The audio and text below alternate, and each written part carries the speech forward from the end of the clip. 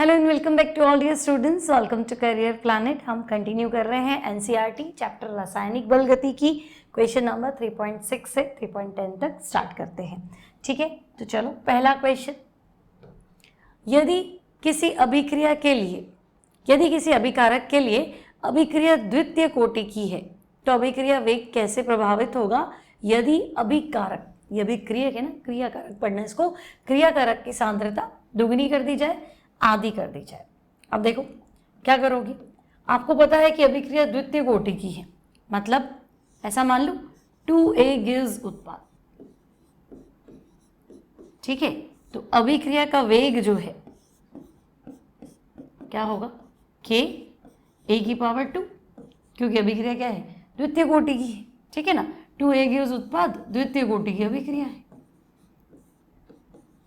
ठीक है, द्वितीय कोटि की अभिक्रिया है। अब क्या करें, चलो भाई सेकेंड ऑर्डर की रिएक्शन है, मैंने रेट एक्सप्रेशन लिख दिया, वेग equals to K A, power लिखते हैं यहाँ पे, कोटि लिखते हैं, है ना, कोटि 2 है तो 2। ठीक है, अब आपने कहा कि नहीं, क्रियाकारक की सांद्रता जो है वो दुगनी कर दी जाए, यानी A डैश जो है, क्रियाकारक A है, इसकी सांद्रता दुगनी कर देती हूँ। ठीक है, ये समीकरण 1, वैल्यू रख लेती हूँ मैं, नया वेग न्यू रेट, क्या फर्क आएगा, तो हम कहेंगे देखो K A की जगह 2A रख दो, पावर 2, समीकरण 2। अब ये है KA स्क्वायर और ये क्या है, तो ये है 4KA स्क्वायर, है ना, 4KA स्क्वायर, तो हम कहेंगे हाँ दिख तो रहा है 4KA स्क्वायर। अब 1 और 2 का कंपेयर करो, है ना, तुलना करो, तो हम कहेंगे नया वेग प्रारंभिक वेग का 4 गुना है। ठीक है, तो आप उसको एक्सप्लेन कर दो, समीकरण 2 की तुलना 1 से करने पर, या समीकरण 2 अपॉन समीकरण 1 कर दो, है ना, तो वेग कितना हो जाएगा, 4 गुना हो जाएगा। नया वेग जो है वो पुराने वेग का कितना हो जाएगा, 4 गुना हो जाएगा, है कि नहीं। कंपेयर करो, 4K square upon K square cancel हो जाएगा, 4 गुना। क्लियर। अभी कह रहा है कि नहीं भाई सांद्रता आधी कर दो। ठीक है, सांद्रता आधी कर दें, यानी A डैश जो है वो A/2 कर देते हैं। ठीक है, A डैश को A/2 कर दो। अब तो हम कहेंगे देखो नया वेग इक्वल्स टू K A की जगह A/2, कोटि तो 2 ही रहेगी, तो हम कहेंगे हाँ, तो ये कितना है, KA स्क्वायर बाय 4 है कि नहीं, KA स्क्वायर बाय 4 है, इसको मैं समीकरण 3 कर देती हूँ। तो 1 और 3 की तुलना करो, 1 तो था KA स्क्वायर और 3 क्या है, KA स्क्वायर बाय 4, तो हम कहेंगे हाँ KA स्क्वायर बाय 4 है। तो अब तो हम कहेंगे नया वेग पुराने वेग की तुलना में कितना, 1/4 है। ठीक है, तो बस सीधा आंसर दे दो उसको, है ना, समीकरण 3 अपॉन समीकरण 1 कर दो, समीकरण 3 बटा समीकरण 1। तो आप कहोगे अगर ऐसे कंपेयर करेंगे तो इस बार नया वेग पुराने वेग का क्या होगा, 1/4 गुना होगा, 1/4 टाइम्स सेकेंड ऑर्डर काइनेटिक्स को फॉलो कर रहा है। क्लियर है, बात समझ में आ रही है मेरी, है ना, सिंपल सा कॉन्सेप्ट है। ठीक है, चलो आगे बढ़ते हैं नेक्स्ट क्वेश्चन की तरफ। वेग स्थिरांक पर ताप का क्या प्रभाव पड़ता है, ताप के इस प्रभाव को मात्रात्मक रूप से कैसे प्रदर्शित कर सकते हैं। ठीक है, अब देखो वेग स्थिरांक यानी K, तो अरीनियस ने आपको रिलेशन दिया था, याद करो, अरीनियस ने वेग स्थिरांक किस किस में रिलेशन दिया था, तो हम कहेंगे अरीनियस ने वेग स्थिरांक रेट कांस्टेंट K तथा टेम्परेचर ताप के मध्य संबंध दिया था अरीनियस समीकरण यही तो थी, रेट कांस्टेंट और टेम्परेचर में रिलेशन, तो हम कहेंगे हाँ इन दोनों के मध्य संबंध दिया था। ठीक है, जिसे अरीनियस समीकरण कहते हैं। ठीक है भाई, क्या है अरीनियस समीकरण, तो हम कहेंगे ऐसा कुछ था, K equals to A e की पावर -EA/RT। K क्या है, वेग स्थिरांक, T क्या है, टेम्परेचर, A अरीनियस कांस्टेंट या पूर्व चर घातांकी स्थिरांक कह दो, अरीनियस कांस्टेंट कह दो, अरीनियस स्थिरांक। ठीक है, प्री एक्सपोनेंशियल फैक्टर पूर्व चर घातांकी स्थिरांक, ऐसा भी बोल सकते हो ना, इसकी एक्सपोनेंट के पहले का फैक्टर है, ऐसे कह सकते हो। आरएनएस कांस्टेंट लिख दो। ये क्या है, तो ई एक्टिवेशन एनर्जी, सक्रियकरण ऊर्जा, तो हम कहेंगे ठीक है सक्रियण ऊर्जा, एक्टिवेशन एनर्जी, सक्रियण ऊर्जा। टी टेम्परेचर, आर क्या है, आर गैस कांस्टेंट, गैस स्थिरांक, ठीक है भाई, ये सब है। अब तो आरएनएस सीधा सीधा कह रहा है कि अगर आप ताप बढ़ाओ के बढ़ेगा, है ना, अभिक्रिया का ताप बढ़ाओ एक स्थिरांक का मान बढ़ेगा, ठीक है। तो अकॉर्डिंग टू आरएनएस टेम्परेचर बढ़ाएंगे, रेट कांस्टेंट के बढ़ जाएगा, ठीक है भाई। कैसे बढ़ेगा, क्या होगा, तो हम कहेंगे देखो मात्रात्मक रूप से रिलेशन दिया, इसने कहा 2 टेम्परेचर ले लो T1 और T2, है ना, और रिलेशन तो आरएनएस रिलेशन कर लो, log K2 by K1 equals to EA upon 2.303 R, और क्या होगा, तो हम कहेंगे T2 minus T1 upon T1 T2, ठीक है। 2.303 R नीचे आ जाएगा, T2 minus T1 upon T1 T2, clear है। तो ये आपका हो गया नेक्स्ट क्वेश्चन। कौन चाहिए मुझे। नेक्स्ट, एक प्रथम कोटि की अभिक्रिया के निम्नलिखित आंकड़े प्राप्त हुए। देखो टाइम 0, 30, 60 और 90, है ना, और आपको सांद्रता दे रखी है 0.55, 0.31, 0.17 और 0.085, ठीक है। अब फर्स्ट ऑर्डर इक्वेशन है, 30 से 60 सेकेंड समय अंतराल में औसत वेग की गणना कीजिए। अब देखो प्रथम कोटि की अभिक्रिया है ना, और हमें वेग निकालना है, ठीक है। वेग स्थिरांक का फॉर्मूला मत लगा देना। प्रथम कोटि की अभिक्रिया के लिए फर्स्ट ऑर्डर काइनेटिक्स की आप बात कर रहे हो, तो हम कहेंगे देखो वेग इक्वल्स टू क्या होता है, वेग इक्वल्स टू k a की पावर 1, ठीक है। लेकिन यहाँ तुम्हारे पास k तो है ही नहीं, ठीक है, जान दो, औसत वेग निकाल लेते हैं, है ना। तो फर्स्ट ऑर्डर है औसत वेग, औसत वेग क्या होगा, क्रियाकारक की सांद्रता। देखो ये क्रियाकारक की सांद्रता है ना। देखो पहले 0.55, 0.31, 0.17, 0.085 समय के साथ लगातार घट रहा है, तो घट रहा है मतलब क्रियाकारक है ना। तो सांद्रता में परिवर्तन अपॉन परिवर्तन में लगा समय, ये क्या होगा, तो हम कहेंगे ये आपका औसत वेग का फॉर्मूला है। अब आगे चाहें तो डेल्टा लगा दो, चाहे ऐसे लिख दो C2 minus C1 upon T2 minus T1, तो हम कहेंगे ठीक है। अब T1 T2 ढूंढ लो, तो हम कहेंगे देखो टाइम, ये इससे क्या पूछा है, 30 और 60 का पूछा है ना, तो 30 सेकेंड्स पे, तो T1 में ले लेती हूँ 30 सेकेंड्स, ठीक है। और इस समय अंतराल पे है ना 30 सेकेंड पे कंसंट्रेशन कितनी 0.31, तो मैं कहूँगी C1 है 0.31, ठीक है। फिर टाइम 60 सेकेंड से,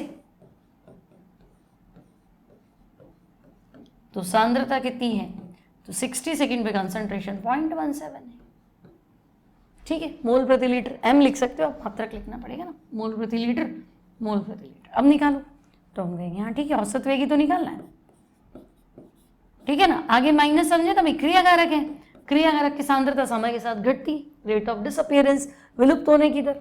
अब C2 कितना, तो 0.17 माइनस C1 कितना 0.31, 30 और 60 का डिफरेंस ले लो, है ना। तो 30 में से अगर मैं 17 कम कर दूँ तो 13 और 14 हो जाता है, 0.14 हो जाएगा, ठीक है ना। ये माइनस का, ये प्लस का, 0.14 डिवाइड बाय क्या कर दो 30 कर दो, पॉइंट उड़ा दो, 2 0, है ना। तो 14 अपॉन 3000, ठीक है। अब इसको एक बार मैं कैलकुलेट कर लेती हूँ, 14 डिवाइडेड बाय 3000, ये आ रहा तुम्हारा 0.00467, ठीक है, 0.00467। मात्रक क्या लिखोगे, तो देखो सांद्रता तो m में है, मोल प्रति लीटर मैंने m लिखा है, वहाँ मोल प्रति लीटर दिया, क्वेश्चन में है ना एक ही सांद्रता, देखो मोल पर लीटर, तो हम कहेंगे ठीक है मोल प्रति लीटर, और टाइम सेकेंड्स में ही था, तो टाइम को सेकेंड इनवर्स कर दो, ठीक है। तो ये तुम्हारे पास आ गया के, ठीक है। तो इसने तो सॉरी के क्या, ये आ गया औसत वेग, औसत वेग ही पूछा इसने तो आपसे, ठीक है। नेक्स्ट क्वेश्चन की ओर बढ़ते हैं। नेक्स्ट क्या पूछा है, एक अभिक्रिया A के प्रति प्रथम कोटि और बी के प्रति द्वितीय कोटि। ठीक है, अवकलन वेग समीकरण लिखिए। तो देखो अवकलन वेग समीकरण मतलब minus D X by D T equals to K, है ना, या minus D X by D T क्यों लिखो तुम, D R by D T लिख दो, क्रिया कारक है ना, आर मतलब रिएक्टेंट, तो d R by D T equals to k. A के प्रति प्रथम कोटि तो ए की पावर 1 कर दो, और बी के प्रति द्वितीय कोटि तो बी की पावर 2 कर दो। ठीक है, ए की पावर 1 बी की पावर 2, ये हो गया पहला अवकलन वेग समीकरण। ठीक है, डिफरेंशिएटेड इक्वेशन। बी की सांद्रता 3 गुनी कर दी तो वेग पे क्या प्रभाव पड़ेगा, तो हम कहेंगे वेग तो मुझे ऐसे लिखना है, वेग इक्वल्स टू के। ए के रिस्पेक्ट में फर्स्ट ऑर्डर है पावर 1, बी के रिस्पेक्ट में सेकेंड ऑर्डर है पावर 2। अब तुमने बी की सांद्रता 3 गुनी की, ए को नहीं छेड़ा मतलब, तो ए ही है, और बी की जगह क्या कर दे 3b कर देते हैं। ठीक है ना, इसका मान रख लेते हैं अपन समीकरण 1 में। तो नया वेग न्यू रेट, तो हम कहेंगे के। ए की कंसंट्रेशन तो ए ही है, ए रख दो। बी की कंसंट्रेशन कितनी है 3b, और 3b का मुझे स्क्वायर करना पड़ेगा, तो 3b और स्क्वायर कर दो। ठीक है ना, तो ये आया तुम्हारे पास कितना, 3 का स्क्वायर कितना हो गया 9। तो समीकरण 1 और 2 की तुलना कर दो, चाहो तो तुम ऐसे लिख दो समीकरण 2 बट्टा समीकरण 1, जो तुम्हारी इच्छा हो। तुम ऐसे भी लिख सकते हो समीकरण 1 और 2 की तुलना करने पर नया वेग पुराने वेग का 9 गुना, और नहीं तो तुम ऐसे लिख दो इक्वेशन 2 डिवाइड बाय इक्वेशन 1। ठीक है, तो नया वेग जो आएगा वो पुराने वेग का 9 गुना हो, तो नया वेग लिख दो 9 गुना, बस खत्म करो, इतना लिख दो बहुत है। ठीक है, अब ये कह रहा नहीं ए और बी दोनों की सांद्रता क्या कर रहा हूँ दुगनी, पहला कर लिया, देखो ये वाला इधर, दूसरा क्वेश्चन इधर वेग वाला है ना, ए तथा बी दोनों की सांद्रता दुगनी कर दूं, वेग पे क्या प्रभाव पड़ेगा। ठीक है भाई, अब तुम दोनों को डबल कर रहे हो थर्ड पार्ट में, तो हम कहेंगे अच्छा ए डैश को 2a कर रहे हो, और बी डैश दोनों को दुगना कर रहा है ना, ए को भी डबल कर रहा हूँ बी को भी डबल कर रहा हूँ, तो बी डैश को 2b कर रहे हो। ठीक है, अब रख दो इसी समीकरण में, तो हम कहेंगे ठीक है भाई नया वेग इक्वल्स टू के, ए की जगह 2a पावर 1, बी की जगह 2b पावर 2, तो 2 दूनी 4, 4 दूनी 8, इसको मैं समीकरण 3 मान लेती हूँ। सेम पहला जैसा क्वेश्चन है ना, सेम ही था, कुछ करा ही नहीं खास। ठीक है, तो अगर मैं 1 और 3 का कंपेयर करूँ, क्वेश्चन समझ में आ रहा है ना बेटा, कोई दिक्कत तो नहीं है ना। देखो ए के प्रति प्रथम कोटि, तो वेग निर्भर करता है क्रिया कारक पर, और ऊपर लगती है पावर कोटि, इसकी कोटि 1 है, इसकी कोटि 2 है ना। पिछली बार इसने क्या किया, ए को चेंज नहीं किया, बी की सांद्रता 3 गुनी कर दी, तो 3 के स्क्वायर से चेंज होगा 9 गुना। अब ये कह रहा है दोनों को दुगना कर रहा हूँ, ए को डबल कर दिया, बी को डबल कर दिया। अब मैं कैलकुलेशन कर रही हूँ, है ना, या तुम चाहो तो समीकरण 3 बट्टा समीकरण 1 कर दो, कंपेयर इक्वेशन 3 एंड 1, या डिवाइड इक्वेशन 3 बाय इक्वेशन 1, तो जो न्यू रेट आएगी, नया वेग आएगा, वो पुराने वेग का कितना गुना होगा, तो हम कहेंगे नया वेग पुराने वेग का 2 का स्क्वायर करो 4, और 4 गुनी कितना हो गया 8, तो नया वेग पुराने वेग का 8 गुना होगा। ठीक है, तो ये इस तरह से तुम्हें लिखना है, बोलो क्या ही दिक्कत है। ठीक है, ये हो गया। इसमें minus D R by D T नहीं लिखो तो D X by D T लिख सकते हो ना, ज़्यादातर बुक्स में आपको D X by D T दिया हुआ तो आप वैसे लिख दो, कोई फर्क पड़ना नहीं है वैसे, पर डी एक्स मतलब उत्पाद बनने की दर, D X by D T equals to K, ये माइनस नहीं है, ये इक्वल्स टू है। ठीक है, ऐसे भी कर सकते थे। चलो अगला क्वेश्चन में आते हैं, 9 हो गया ना, 10 पे आते हैं, देखो फटाफट हो ही जाएंगी। हाँ, अब यहाँ क्या है, ए और बी के मध्य अभिक्रिया में ए और बी की विभिन्न प्रारंभिक सांद्रताओं के लिए प्रारंभिक वेग का मान दिया हुआ है, ए और बी के प्रति अभिक्रिया की कोटि बताओ। देखो ए की सांद्रता, बी की सांद्रता और ये। ठीक है, अब देखो आपको एनसीईआरटी चला रहा है ना, तो थोड़ा पैटर्न से करेंगे क्वेश्चन ना, कंपटीशन पैटर्न से नहीं करेंगे, कंपटीशन में आप शॉर्टकट निकाल के सॉल्व करेंगे, इसको अपन प्रॉपर तरीके से करेंगे। तो हम क्या करेंगे कि मान लेते हैं भाई ए और बी के मध्य अभिक्रिया हो रही है, तो आप कह रहे हो ए प्लस बी गिव्स उत्पाद। ठीक है, अब आपको तो कोटि कुछ पता ही नहीं है, तो हम कहेंगे ठीक है, माना ए के सापेक्ष कोटि, माना ए के सापेक्ष अभिक्रिया कोटि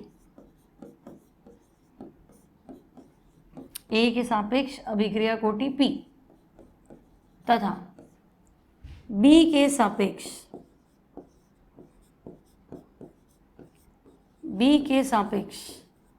अभिक्रिया कोटि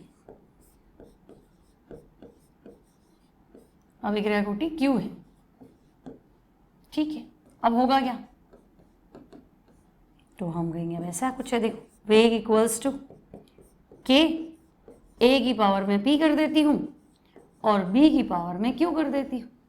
ठीक है, अब आप तो 3 इक्वेशन लाओ, देखो A इतना, B इतना, वेग इतना, तो हम 3 इक्वेशन बना लेते हैं और तो क्या ही करें। ठीक है ना, अब हम 3 इक्वेशन बना लेते, वेग इक्वल्स टू K, तो पहले मैं वेग कितना लिखूँ, देखो 5.07 इंटू 10 की पावर -5, तो मैं कहूँ ये लो भाई 5.07 इंटू 10 की power -5 equals to K। A कितना है 0.2, B कितना है 0.3, ये देखो ये वेग है, ये 0.2 ये 0.3, तो मैं कहूँगी ये तो है A कितना है 0.2, 0 है तो मैं 0.2 ही लिख रही हूँ पावर P, और B कितना है 0.3 पावर Q। ये मेरा समीकरण 1। ठीक है, इसको मैं उठा के थोड़ा वहां लिख देती हूँ, जय जा जाएगी मुझे, समझे ना मैंने ऐसा क्यों किया, क्योंकि मेरे पास ये समीकरण बनी हुई, देखो यहाँ मैं लिख रही हूँ वेग इक्वल्स टू K, A की पावर P और B की पावर Q, दिख रहा है ना, A की पावर P, B की पावर Q। तो पहले वेग ये रहा, A 0.2 है, B 0.3 है, पावर मैंने सेट कर दी। दूसरी बार वेग वही है, चेंज नहीं हुआ। ठीक है, 5.07 इंटू 10 की पावर -5 K। A वही है 0.2, B चेंज किया है। ठीक है, तो A तो वही रखा 0.2 और B को 0.1 कर दिया पावर की। अब मैं इसी डेटा से बता सकती हूँ, देखो तुमने B बदला तो वेग तो बदला ही नहीं, चेक करो 0.3 से 0.1 करा, कमी करा तो वेग कम ही हो जाता, ज़्यादा ही हो जाता, पर कुछ नहीं हुआ। मतलब वेग जो है वो B की सांद्रता पर निर्भर नहीं करता।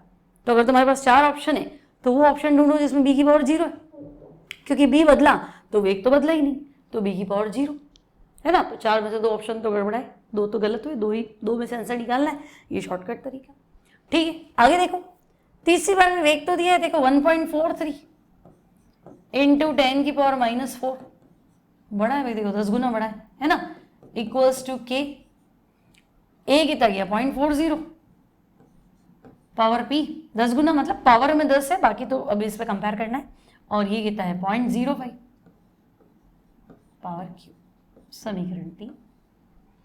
ठीक है, अब क्या करें, तो अब एक करके इक्वेशन डिवाइड करूं। सबसे पहले आप समीकरण 2 बटे समीकरण 1 कर दो, समीकरण 2 अपॉन समीकरण 1। इससे क्या होगा, आपको लिखना है कि भाई Q की वैल्यू 0 है ना। देखो समीकरण 2 क्या है, तो मैं कहूँगी 5.07 इंटू 10 की पावर -5 अपॉन 5.07 इंटू 10 की पावर -5 इक्वल्स टू K, 0.2 की पावर P, 0.1 की पावर Q अपॉन वापस वही K, 0.2 की पावर P, कितना है 3 है, 0.3 की पावर Q। आप चाहो तो दिस अपॉन दिस कर सकते हो, है ना। समीकरण 2 बटा समीकरण 1 आपको थोड़ा इजी लगेगा कि भाई 1 बटा 2 कर दो, सॉरी 0.3 बटे 0.1, हालांकि फर्क पड़ना नहीं है। चलो अब क्या देखें, तो हम देखें, देखो ये तो 1 है, ये कट गया, ये कट गया, ये उड़ गया, तो भाई 1/Q की वैल्यू, सॉरी 1/3 की वैल्यू, 1/3 पावर कितना है Q इक्वल्स टू कितना है 1, सही है। तो 1 क्या, तो मैं कहूँगी 1 को मैं ऐसा लिख दूँ 1/3 की पावर 0। किसी की पावर 0 क्या होती है, एक ही होता है, तो 1/3 की पावर Q इक्वल्स टू 1, यानी 1/3 की पावर 0। तुम चाहो, देखो परेशान मत हो ना, समीकरण 1 बटे 2 कर दो तो तुम्हारा आंसर आएगा 3 की पावर Q बराबर 1, तो 1 को लिख दो 3 की पावर 0, फर्क क्या पड़ना है। तो मैं कहूँगी देखो आधार समान है, घातें बराबर होंगी, तो Q बराबर 0 होगा। चलो Q तो आ गया, वो तो हमने वैसे ही निकाल दिया था। अब क्या करें, तो अब मैं समीकरण 3 बटा समीकरण 2 कर देती हूँ, ताकि मैं P चेंज करके देखूँ ना क्या फर्क पड़ रहा है, है ना, और क्यू से कोई फर्क नहीं पड़ेगा, क्यू तो मेरे पास है ही सी। तो नेक्स्ट क्या करोगे, तो नेक्स्ट तुम करो समीकरण 3, बड़ी वैल्यू है ना, देखो बड़ी वैल्यू ही है ना, तो थोड़ा इजी रहेगा आपके लिए। समीकरण 3 इक्वेशन 3 डिवाइड बाय इक्वेशन 2, ठीक है, ये कर लेते हैं। क्या करें हम, देखो 1.43 इंटू 10 की पावर -4 अपॉन 5.07 10 की पावर -5 इक्वल्स टू k 0.4 की पावर p 0.05 की पावर q, ठीक है। फिर k 0.2 की पावर p 0.1 की पावर q। अब थोड़ा सेट कर लो, देखो k काट दूं, पॉइंट उड़ा दूं, 2 और 4 2 हो जाएगा। अब देखो इसकी पावर 0 है, क्यों की वैल्यू तो 0 है ना, तो किसी की पावर 0 तो 1 होता है, ये डेटा हट जाएगा। और ये चाहिए मुझे 10 की पावर -4 और 5 कट जाएगा, नीचे 10 की पावर -1, ऊपर आएगा तो 10। तो 14.3 डिवाइड बाय 5.07 करना है, 10 की पावर -1 ऊपर आएगा 10 हो जाएगा, 1.43 को 10 से मल्टीप्लाई करना, 14.3 बनेगा। तो मुझे चाहिए 14.3 डिवाइड बाय 5.07, और इधर देखो इधर क्या है 2 की पावर p। अब हर बार तो क्या दुगना हो जाता है, 4 गुना 8 गुना आंसर आ जाता है, लेकिन ये तुम्हारा आंसर शायद 1.4 आएगा। 14.3 है ना, 14.3 डिवाइड बाय 5.07, एक बार कैलकुलेट कर ही लेते हैं।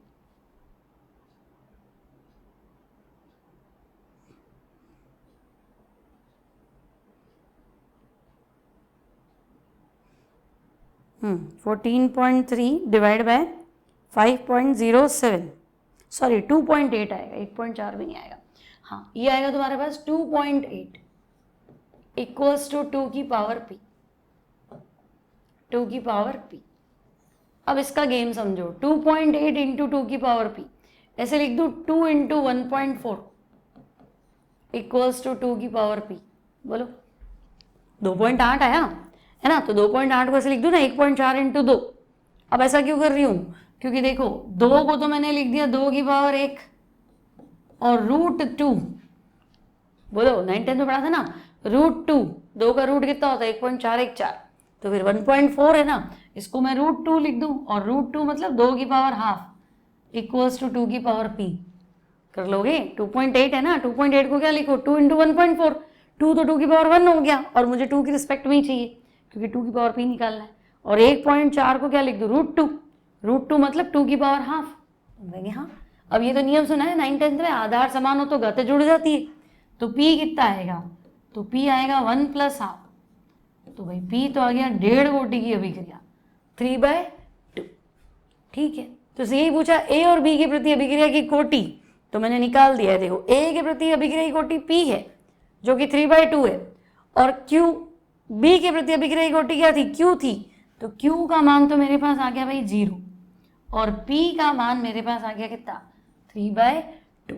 यानी आप एग्जाम में वापस ऐसे भी लिख सकते हो भाई, देखो a equals to k, p तो है 3/2 और b जो है वो है 0, मतलब b की पावर जो है वो है 0, ठीक है। तो ये हो गया तुम्हारा 10 क्वेश्चन। वीडियो अच्छा लगे लाइक शेयर सब्सक्राइब। ऐप पे सारे वीडियोस अवेलेबल है, पूरा सिलेबस अवेलेबल है, इवन जितना आपके पास है मटेरियल उससे 10 गुना ज़्यादा ही अवेलेबल है, ठीक है। और अगर आपको अभी पीडीएफ नहीं मिले तो मैं पीडीएफ अभी आज से अपलोड करवाना स्टार्ट कर दूंगी, पीडीएफ भी आपको कंटिन्यू मिल जाएंगे। हालांकि सारे पीडीएफ अवेलेबल है, नए वीडियोस के कुछ पीडीएफ में टाइम लग रहा है तो वो आपको 1-2 दिन में मिल जाएंगे, ठीक है। तो मेरा नाम शैली मैम, चैनल करियर प्लैनेट, और ऐप का लिंक डिस्क्रिप्शन बॉक्स में अवेलेबल है, ठीक है। Subscribe share and like and comment.